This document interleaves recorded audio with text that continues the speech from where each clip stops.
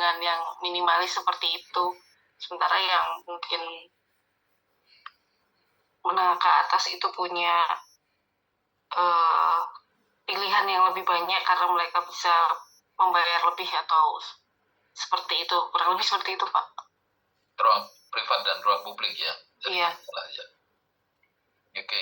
Satu lagi tadi siapa? Selain Mbak Cynthia. Ya, Bapak mohon izin. Ya, bangun sih. Siap.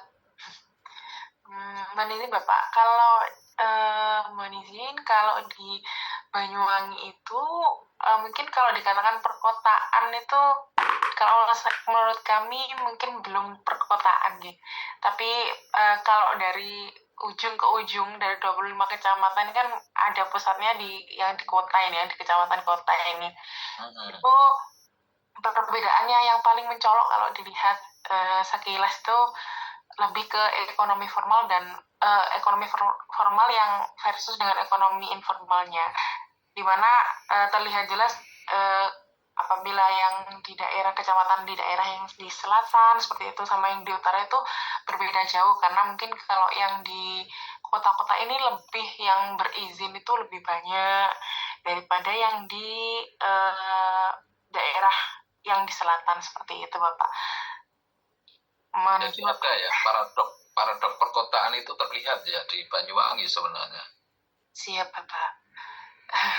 Kalau secara sekilas kami melihat memang ada, Bapak, seperti itu yang kami lihat. Kalau dari perumahan mewah versus perumahan kumuh itu di sini kurang begitu terlihat, tapi yang jelas itu ekonomi formal versus ekonomi informal, karena contoh saja seperti UMKM atau seperti warung makan seperti itu nih Bapak. Setiap bisa dihitung mungkin setiap berapa meter sekali itu ada warung makan, ada toko, tapi itu ada yang berizin, ada yang tidak, seperti itu Bapak. Jadi yang paling terlihat menurut kami yaitu ekonomi formal versus ekonomi informal, Bapak. Terima kasih. Jadi artinya bahwa masing-masing kota memang sebenarnya punya paradok ya, cuma titik tekannya yang mana yang paling menonjol ya. Mungkin aja malah di Jakarta semuanya bisa menonjol juga ya, jadi persoalan. Tapi untuk kota-kota sedang seperti tadi kita sampaikan, mungkin di Banyuwangi itu mungkin tidak semua terlihat kan gitu ya, tapi pasti ada paradoknya ya. Ini yang menarik. Ini satu ya, pertama paradok perkotaan ya. Ini problem pembangunan di perkotaan di Indonesia. Mungkin yang kedua adalah sebenarnya kaitannya dengan aspek ini ya juga. Ketimpangan pembangunan perkotaan kawasan sebenarnya. Kalau kita melihat di sini sebenarnya apa yang tersaji di sini adalah di Indonesia ya, ini bandingannya di Indonesia. Jadi ada kota Indonesia bagian barat dan Indonesia bagian timur. Mungkin dari sisi ini mungkin bisa direfleksikan dari teman-teman. Kira-kira gimana sih dengan data ini itu? Jadi kontribusi PDRB ya di masing-masing perkotaan, mereka terbelah menjadi IBB, kota Indonesia bagian barat dan Indonesia bagian timur. Kalau melihat data ini gimana sih refleksinya dari kawan-kawan? Meskipun itu tahun 2010 ya, sampai sekarang pun hampir mungkin sama ya. Mungkin ada kawan yang bisa menyampaikan. Jika ada enggak ya? Jika ada enggak?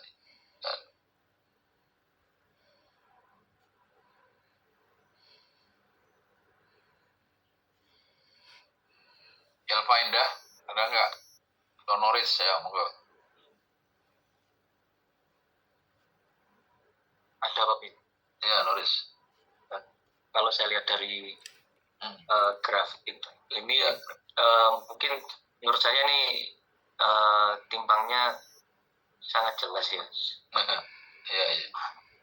Jadi PDRB kota IBB ini sangat jauh lebih besar daripada punyanya kota IBT selama 2005 sampai 2010 ini, nah ini saya lihat jarak antara dua garis ini kan makin lebar.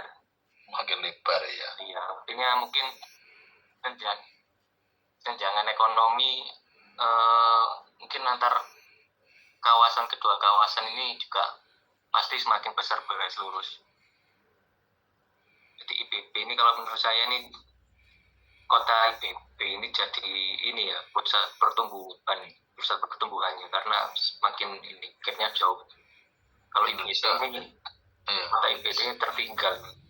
Saya nggak mampu buat ngejar yang IPB ini. Menurut saya gitu Pak. Oke, ini Mas Noldes. Elva Indah coba. Bisa nggak? Iya Pak.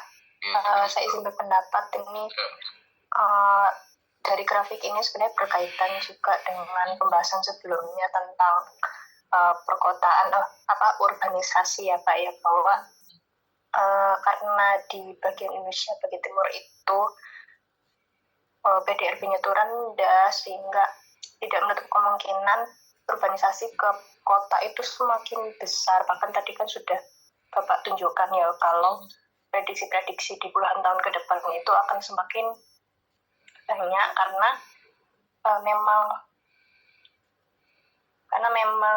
sangat penimbang besar antara PDRB di Indonesia Barat dan Indonesia Timur. Dan saya rasa ini jadi evaluasi ya Pak, kalau dalam sebuah negara yang memakai sistem kapitalis itu cenderung mengedepankan pembangunan di kota-kota besar karena tujuannya itu kan membranding ibu kota utamanya, kemudian kota-kota di sekitarnya. Jadi sangat sulit untuk melakukan pemerataan gitu. Apalagi ini kan Indonesia bentuknya itu tidak seperti Amerika yang satu negara itu dalam satu kepulauan, satu dataran gitu ya Pak. Kalau Indonesia ini kan kepulauannya itu besar dan banyak sehingga semakin sulit untuk melakukan pemerataan ekonomi gitu Pak dari saya. Oke, ini yang mungkin pertanyaan saya dengan juga Mbak Elva. Kira-kira dengan ibu kota diletakkan di IPT ya, ini bisa nggak sebenarnya untuk mengurangi kalau ini melihat kan semakin lama itu semakin lebar ya. Kira-kira dengan posisi ibu kota di Kalimantan itu bisa nggak ya IPT itu bisa naik ini artinya. Kira-kira Mas Nores juga Mbak Elva kira-kira saja nanti.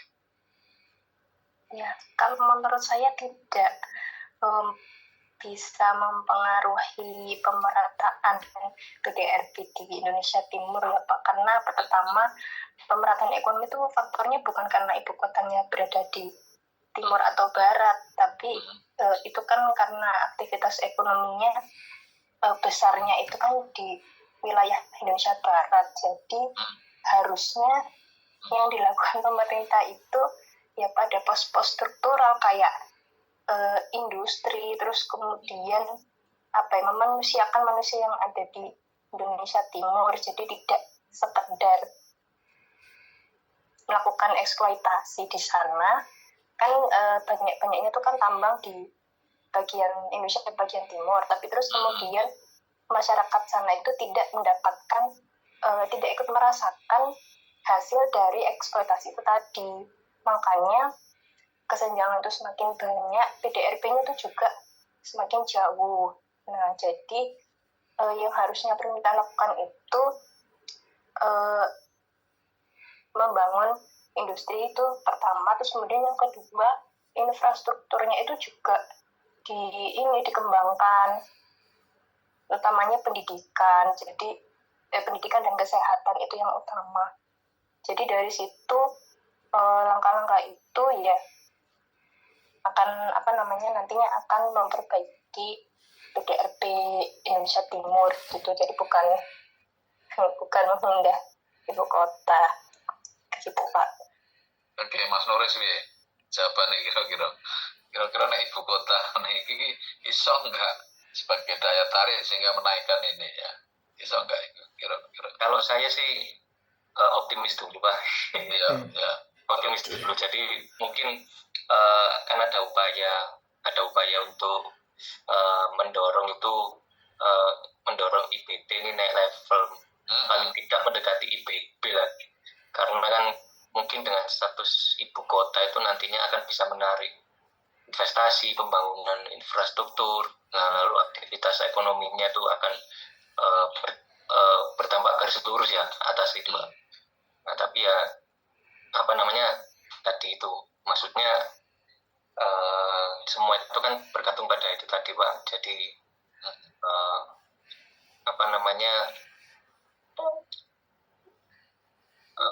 kayak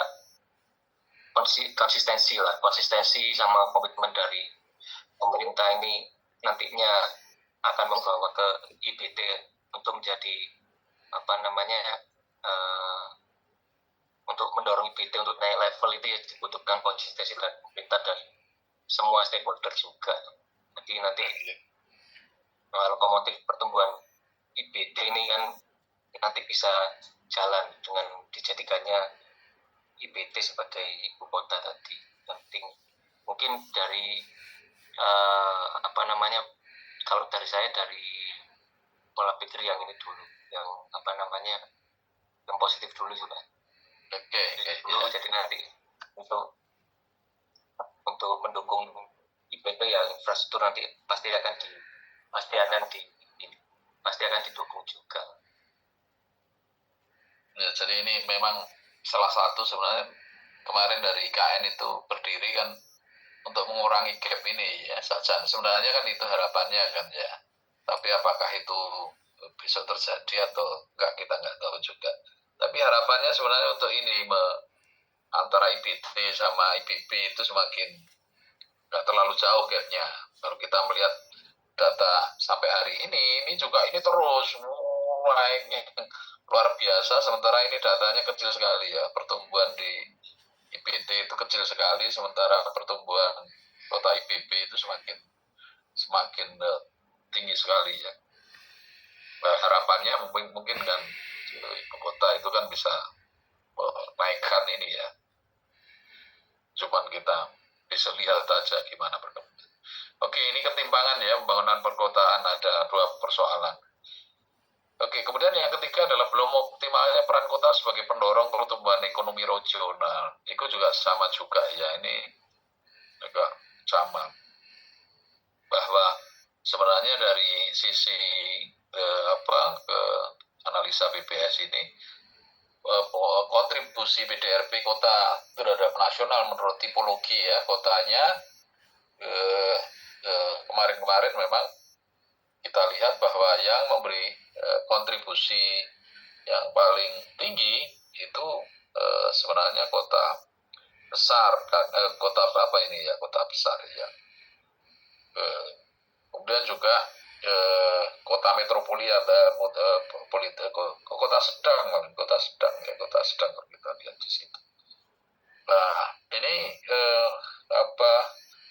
dari sisi kontribusi PDRB ya kota terhadap nasional sebenarnya kalau kita melihat dari data ini jelas sekali bahwa sebenarnya metropolitan itu kalau di tahun 2010 ya ini kan memberi kontribusi 27% ya, 27,96% ya. Ini sangat tinggi ya. Ya artinya bahwa semakin kota itu kotanya tipologi kotanya kecil ya kontribusinya menjadi semakin kecil juga ya. Kota kecil hanya 0,2, kemudian kota sedang 6,55, kemudian kota besar 6,01, kemudian baru kota metropolitan itu 27,96 karena asumsinya Pak di situ kan banyak pertumbuhan ekonomi, ada industri dan sebagainya sehingga kontribusi PDRB-nya jelas semakin tinggi ya. Sehingga kenapa kemudian nanti ke depan selalu saja tuntutan menjadi kota metropolitan menjadi sangat tinggi ya. Kebijakan-kebijakan nasional untuk membentuk kota-kota metropolitan atau kota yang lebih tinggi karena semakin kota lebih tinggi kontribusi ekonominya atau PDRB-nya semakin tinggi kan. Semakin banyak ada mall dan gitu di situ kan banyak serapan prakerja, banyak penjualan, pada itu marketnya banyak ya. Jadi ini gambaran ya, jadi gambaran dari pertumbuhan ekonomi regional nasional jelas belum optimalnya peran kota sebagai pendorong, terutama kota-kota kecil ya kota metropolitan yang dianggap ke besar ya, ini dari sisi ini. Kemudian yang keempat adalah meningkatkan masalah-masalah sosial, jadi terutama kemiskinan dan keamanan ya, meningkatnya sebenarnya masalah. Nah, kalau kita melihat dari sisi aspek sosial juga kaitannya dengan tipologi kota, sebenarnya data-data 10 tahun yang lalu itu menunjukkan bahwa ternyata di situ semakin kota itu metropolis ya, maka penduduk yang miskin, jumlah penduduk miskin itu menjadi semakin tinggi kan gitu ya. Kan di situ ya. Kota sedang di sini ada kota sedang juga besar, tinggi juga besar. Tapi dari aspek ini menunjukkan semakin kota itu, tipologi kota itu besar, maka juga jumlah kemiskinannya juga semakin tinggi pula kan gitu ya, dari data ini ya. Kota sedang dan kota besar itu trennya tahun 2009 ke 2010 itu kan menurun, tapi untuk kota metropolitan itu trennya tetap naik terus ya. Ini menunjukkan bahwa memang paradok perkotaan tadi tidak salah ya. Jadi salah satunya adalah kemiskinan, kumuh dan sebagainya itu memang adanya di perkotaan-perkotaan besar ya. Jadi gambaran itu tidak menjadi persoalan. Kemudian juga ada aspek sosial yang paradok tadi perkotaan menunjukkan juga sama juga ya. Jadi semakin kota itu semakin besar sebenarnya kan gitu ya. Kalau ini kita ini yang justru banyak itu malah di kota yang sedang ya. Tipologi kota sedang itu dari 10 kaitannya dengan aspek pencurian, perampokan, penjarahan dan sebagainya itu punya variasinya ya. Jadi kalau kita melihat kota besar ya, itu tingkat pencurian itu juga sangat tinggi persentasenya ya. Perampokan juga tinggi kan gitu, penjarahan rendah. Pencurian paling tinggi ada di kota-kota besar ya. Di 3 tahun ini ada di kota metropolitan ya. Pencurian itu banyak di kota-kota besar dan metropolit ya. Kemudian kalau perampokan juga sama juga ya, menandakan datanya juga kota besar dan metropolit. Kemudian juga penjarahan juga sama. Jadi sebenarnya paradok perkotaan itu juga menjadi semakin jelas bahwa perkotaan itu memang kadang-kadang tidak nyaman untuk ditinggali karena kriminalitas di perkotaan ini ya. Makanya ke depan nanti kita bicara tentang sustainability kan. Itu perkotaan bagaimana bisa menjadi kota yang nyaman ya ditinggali. Karena sementara ini realitas yang terjadi adalah penduduk perkotaan itu paradoksnya juga banyaknya pencurian, perampokan, penjarahan. Ini di Indonesia ya. Jadi tipologi di Indonesia ya. Kalau kita melihat di negara-negara maju juga sama juga ya. Dulu kita berpikirnya itu misalnya di Itali kan gitu ya, kota Prancis, pikiran kita itu kan kotanya beradab kan gitu, juga bagus kan gitu. Tapi ternyata tingkat pencurian dan perampokan itu juga sangat tinggi ya, sehingga kalau kita ke sana pasti ada disuruh hati-hati ya, penipuan dan sebagainya. Di kota-kota besar itu ternyata tingkat kriminalitasnya meskipun itu kotanya sudah maju, ini juga sama juga ya. Jadi kemajuan sebuah negara juga tingkat kriminalitas di kota-kota juga menggambarkan hal yang sama ya. Jadi ini memang tidak salah kalau kemudian tadi di awal pertemuan kita bicara ada paradok perkotaan ya. Jadi kriminalitas, kemudian kemiskinan itu kadang-kadang selalu saja berhimpit ya. Orang miskin selalu saja dicurigai sebagai orang yang melakukan kriminalitas. Itu logika itu nampaknya memperoleh pembenaran banyak orang, sehingga orang miskin itu selalu saja dianggap kan gitu ya, dianggap mesti punya aktivitas yang kurang baik, yang melakukan kriminalitas kan gitu ya. Jadi ini ada menarik ya. Jadi kalau kita simpulkan bahwa tipologi kota yang besar semakin besar, maka persoalan kota kaitannya dengan jumlah penduduk miskin yang tinggi, kemudian juga diikuti dengan tingkat angka kriminalitas kota yang tinggi pula kan gitu ya. Jadi ini yang bisa kita sampaikan ya. Jadi kalau kotanya menjadi semakin besar, maka sebenarnya tingkat kemiskinan di daerah itu juga semakin tinggi kan gitu ya. Dan angka kriminalitas yang ada di daerah itu juga semakin tinggi. Dari data ini menunjukkan seperti itu ya. Jadi kota metropolitan sama-sama tingkat penduduk miskinnya itu cukup tinggi dibandingkan kota-kota tipologi besar, sedang dan kecil, termasuk juga angka-angka kriminalitasnya. Ya, ini yang nomor 4. Kemudian yang kelima, biasanya belum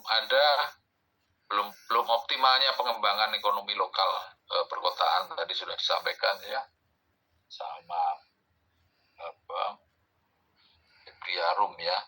Jadi hampir sama juga, ini juga menggambarkan juga. Jadi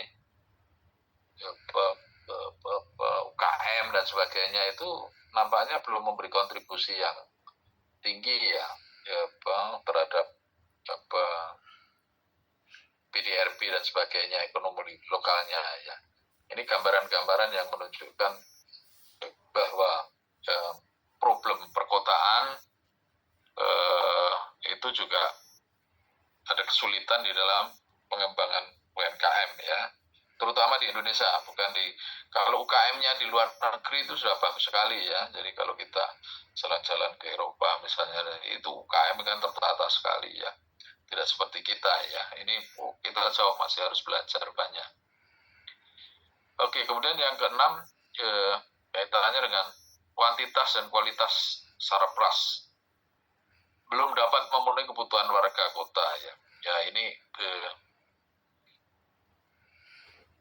gambaran umum saja ya, yang terlihat di antara tipologi kota yang ada. Kota kecil gimana, kota sedang gimana, kota besar gimana, kota metropolitan gimana. Jadi memang ini ada misalnya kaitannya dengan pelayanan panjang jalan, jelas kalau kaitannya dengan pelayanan panjang jalan jelas tipologi kota metropolit karena terbatas ya, kecil ya, sedikit kan gitu ya. Jadi ketimpangan aksesnya itu kecil. Tetapi kalau kemudian itu di tipologi kota yang kecil, maka ketimpangan akses terhadap infrastruktur itu tinggi. Semakin kotanya besar ya, akses terhadap infrastruktur ketimpangannya semakin kecil sebenarnya, karena semua difasilitasi. Sementara kalau tipologi kotanya itu kecil ya, aksesnya itu dianggap kurang baik. Karena kita melihat dari sini kan, misalnya pelayanan panjang jalan juga aksesnya juga persentasenya 26, kemudian pelayanan listrik 6,9 dan sebagainya ya. Kalau kita melihat standar deviasi di sini kan menunjukkan seperti itu. Nah, kemudian kalau kita melihat persentase rumah tangga perkotaan menurut sumber air minum layak misalnya, juga kita bisa lihat ya, jadi gambarannya seperti ini ya. Ini problem-problem perkotaan di Indonesia. Kemudian yang terakhir apa? Terakhir kaitannya dengan transportasi. pertumbuhan kendaraan dan luas jalan di metropolitan di Jakarta, ini contoh kasusnya ya. Jadi nanti bisa terjadi juga ini di daerah-daerah lain ya. Jadi selalu saja pasti ada seperti ini antara pertumbuhan kendaraan dan luas jalan. Jalannya itu adalah tumbuhnya itu kecil, tapi kendaraan jumlah pertumbuhannya sangat besar sekali. Sehingga pada titik tertentu jelas kemacetan itu akan terjadi ya, karena aspeknya adalah jumlah pertambahan kendaraan tidak diikuti dengan tambahnya lebar jalan ataupun panjang jalan. Itu yang terjadi seperti itu, yaitu di Surabaya ke depan jelas ini akan tambah macet misalnya, yaitu karena aspek seperti itu ya. Jadi tempat-tempat pertumbuhan kendaraan itu tidak bisa diikuti dengan panjang jalan dan luas jalan ya, luas jalan dan panjang jalan juga ya. Ini yang kemudian kalau kita melihat di Jakarta studi kasusnya di Jakarta juga pertumbuhan kaitannya dengan perubahan pertumbuhan misalnya orang yang jalan, kemudian yang naik kan gitu, itu juga sangat berpengaruh ya. Jadi transportasi perubahan moda transportasi penduduk itu juga jelas sekali ya. Yang biasanya adalah dulu banyak jalannya adalah dulu 24% menjadi 30, kemudian yang menggunakan sepeda motor dari 21 meningkat 41, kemudian yang menggunakan mobil itu ternyata justru berkurang, tapi yang menggunakan kendaraan bis itu juga semakin tinggi lah. Sehingga kebijakan apa yang harus diambil kalau kita tahu profilnya semacam ini kan gitu ya. Banyak orang yang menggunakan bis kan gitu ya, sudah berubah lah, kemudian harus menyediakan banyak bis transportasi untuk umum. Nah, ini yang harus dilakukan oleh pengelola perkotaan. Ya, ini gambaran selintas ya kawan-kawan sekalian. Mungkin ada pertanyaan dari teman-teman sekalian dari aspek tantangan bentuk-bentuk tantangan atau problema yang dihadapi di dalam perkotaan di Indonesia ya. Gambarannya seperti itu ya, sementara ada 7 aspek itu ya. Oke, kalau enggak, mungkin untuk sementara kuliah kita sampai hari ini dulu ya, teman-teman sekalian ya. Nanti ini bahannya saya kasihkan Elis saja ya, biar nanti dibagikan ya. Oke, mungkin ada pertanyaan. Kalau enggak ada, mungkin baik, Pak Bin. Sampai ini saja ya. Selamat malam semuanya ya. Selamat malam. Selamat malam Pak Bin. Terima kasih.